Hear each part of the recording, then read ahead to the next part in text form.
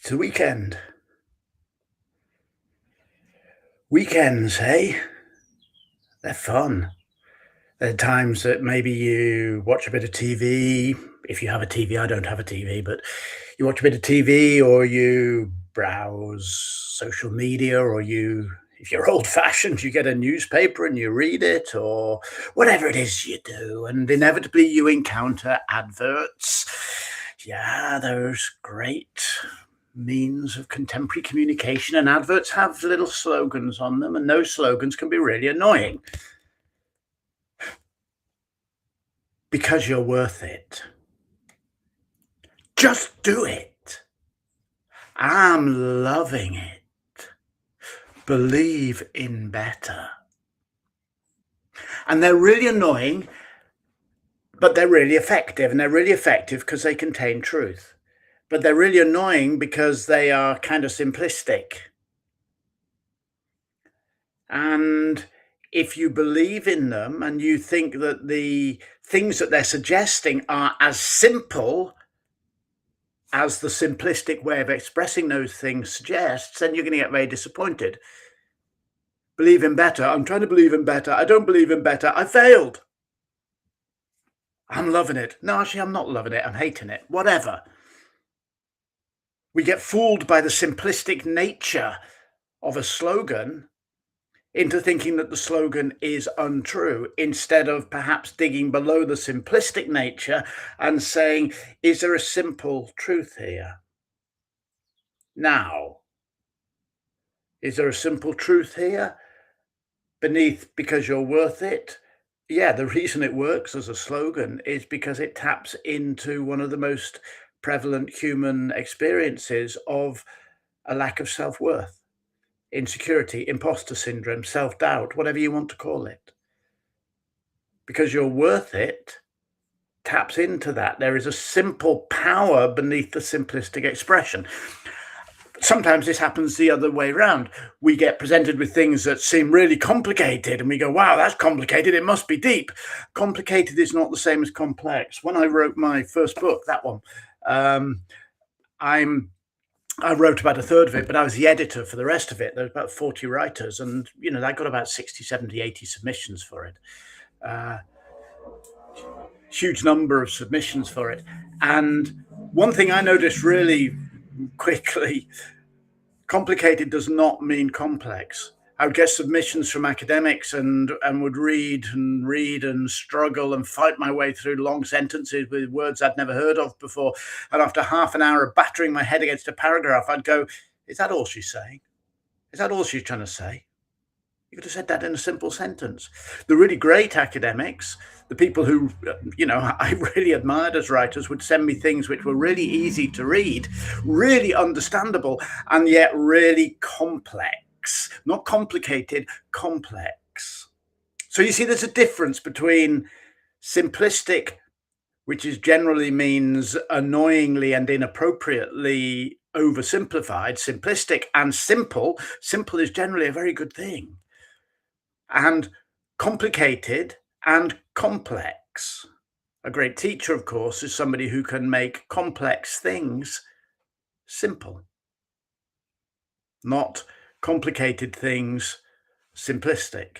And the problem, of course, with a lot of things that you're going to be sold, particularly in my area, not particularly, but partly in my area these days of coaching and mentoring, is that people will send you simplistic solutions or suggest to you simplistic answers. Just change your mindset. Yeah, okay, that's simplistic because it doesn't acknowledge the complexity of changing your mindset.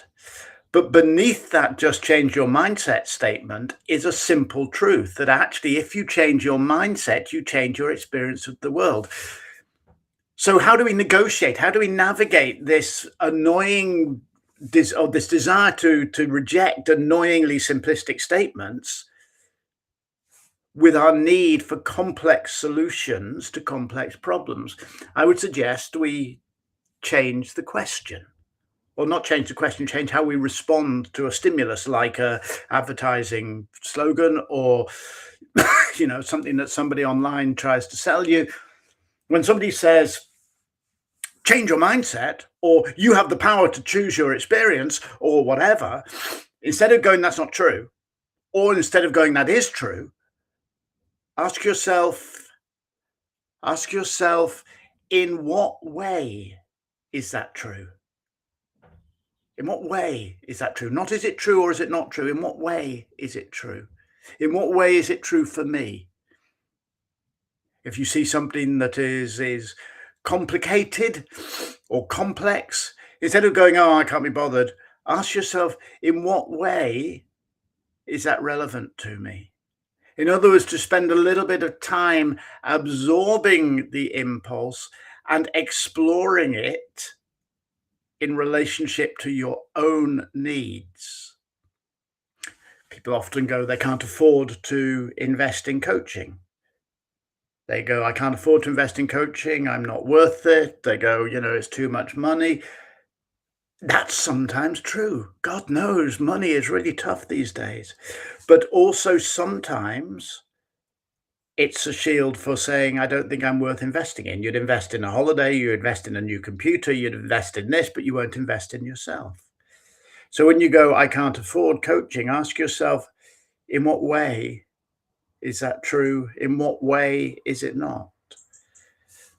If somebody like me says, you're only refusing to invest in coaching because you can't afford it, not because you don't think you're worth it, ask yourself, in what way is that true? Are you refusing to do that, deciding not to do that, or are you deciding not to do that as a mask for something else? In other words, never settling for the surface level, not being put off by complexity, by complication, not being put off by simplistic things, but searching for things that are both simple and complex beneath the surface level. Changing the question from, is this true, to in what way is this true? These are ideas that I'm still thinking through. If you've been listening, you'll probably be able to tell I'm struggling a little bit with the definitions of the words still. It's some work I'm still just thinking through as I explore how to present myself and make my offer to the world. So, whatever you read today or whatever you encounter today, if you find a really annoying advertising slogan that somehow connects with you, instead of buying the product, ask yourself, why does that slogan connect with me? In what way is that statement true for me? And whatever you choose to do today, whatever you choose to read today, may it bring you joy and happiness. The world is a very simple place and a very complex place. We don't need to undermine it by being unnecessarily complicated or annoyingly simplistic. Have a simply gorgeous day.